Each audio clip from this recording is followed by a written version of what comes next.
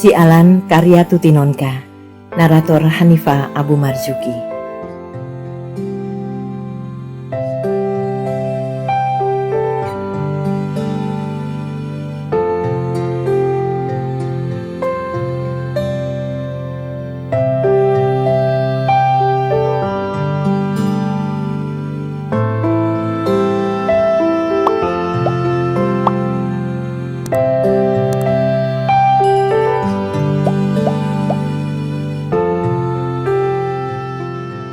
Kula nuwun.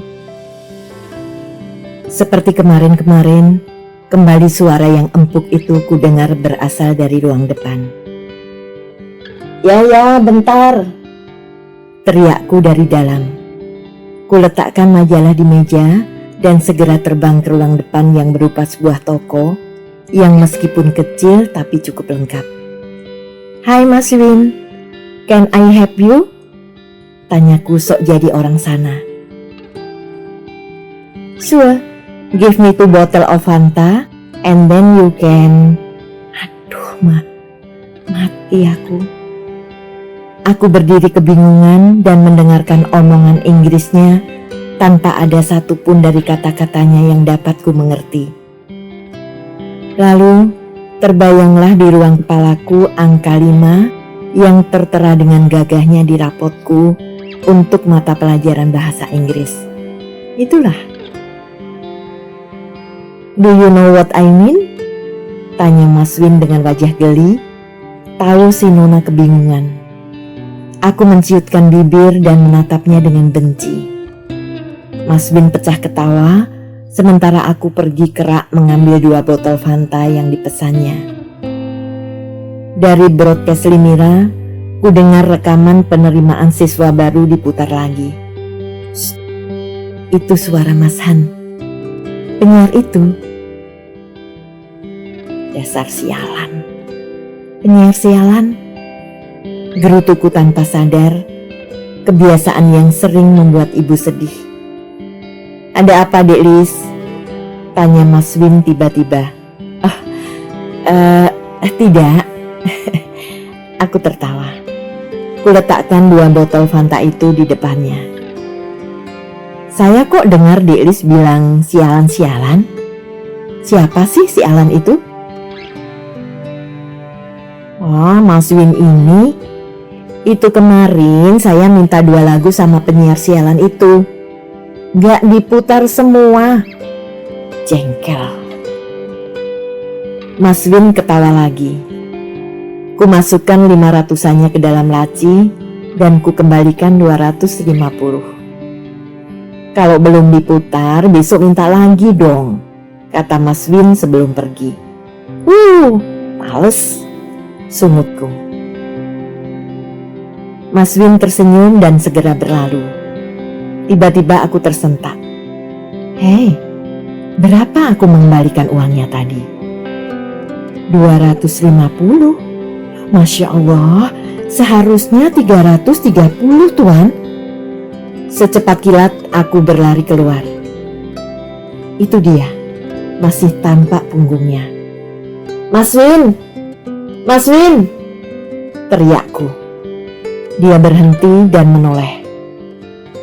Kembalinya kurang, tunggu bentar. Aku masuk dan mengambil kekurangannya. Maaf ya, kataku dengan malu. Makanya jangan mikirin si Alan terus ya Non, ejeknya. Aku mendelik.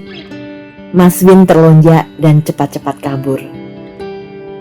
Mas Win, dia belum lama tinggal di Jalan Ketapang ini. Tapi karena pembawaannya yang ramah dan suka bercanda, dia cepat dikenal dan disukai. Sayangnya dia terlalu sibuk sehingga jarang berkumpul dengan anak-anak Jalan Ketapang. Orangnya tidak bisa dikatakan cakep, apalagi ganteng. Jauh, tapi menyenangkan. Itulah, atau mungkin hanya bagiku saja. Rumahnya di Jalan Ketapang juga. Katanya dia kenal kamu. kata Wiwi ketika sama-sama pulang sekolah di siang itu. Masa iya? Setauku di Jalan Ketapang gak ada yang bernama Handaka, sahutku heran. Dia baru sebulan di sana dan mungkin pakai nama depannya Win. Tiba-tiba aku bagai terbangun dari mimpi. Win? Sebentar. Orangnya tinggi, agak hitam, dan suka ngeledek? Tanyaku antusias. Tepat. Dan lagi, rambutnya agak ikal. Masya Allah, Mas Win, Mas Han, si Alan penyiarku. Wiwi tertawa terpingkal-pingkal hingga matanya tampak kecil seperti bulan sabit. Ingatanku segera melayang ke negeri Sakura, Sake Fujiyama. Sore itu tidak seperti biasanya. Dengan teramat setia ku ikuti siaran radio Limira dan tentu saja si Alan itu. Nah, dia bicara sekarang. Dalam radio suaranya agak lain dengan yang biasa ku dengar. Buat Dek Lisa di Jalan Ketapang yang kemarin belum sempat saya putar lagunya, nanti akan saya putarkan. Dengarkan baik-baik ya dan jangan marah-marah lagi. Lagunya nanti Child and Time dari Deep Purple dan Dancing Queen oleh ABBA. Oh ya, Mas Sen ada cerita lucu nih. Kemarin ada seorang sahabat saya pergi ke suatu toko di Jalan Ketapang. Penjaganya seorang nona yang manis, tanpa suatu sebab marah-marah pada seorang penyiar dari radio ini. Dan celakanya sahabat saya yang kena hukuman. Barang yang dia beli dinaikkan harganya sekian %. Terdengar tawanya yang lunak, enak didengar. Si Alan yang sialan. Aku sibuk memaki-maki dalam hati. Sahabat saya, moyangmu. Coret-coret yang kubuat hampir jadi. Kutatap langit yang biru dengan mega-mega putihnya. Melati putih, mawar merah. Betul-betul sore yang cantik. Sekali lagi kutatap gambar gadis dalam kertas di depanku. Bibirnya kurang bagus. Mesti dipermak sedikit agar tidak kelihatan angkuh. Alisnya ulen. Suara itu? Dengan tenang bahkan terlalu tenang, aku melangkah ke depan. Mas Win menatapku dengan senyumannya yang biasa. Can you help me, miss? Tanyanya.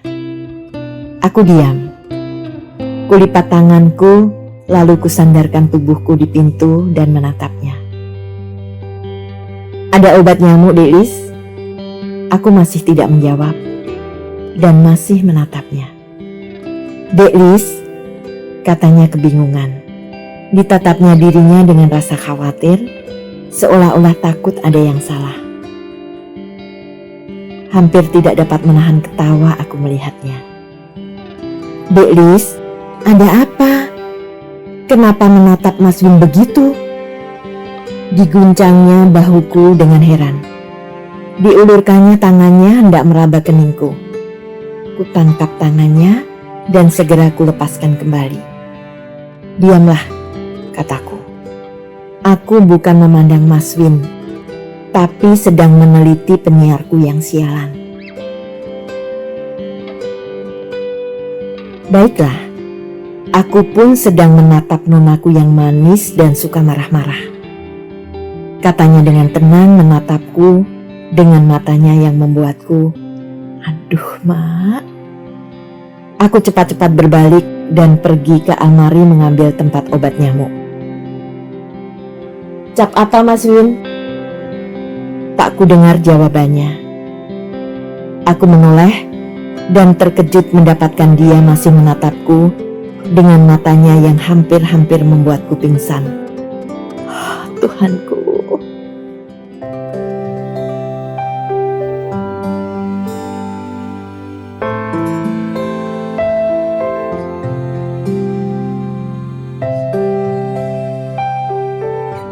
Terima kasih telah menikmati cerita ini.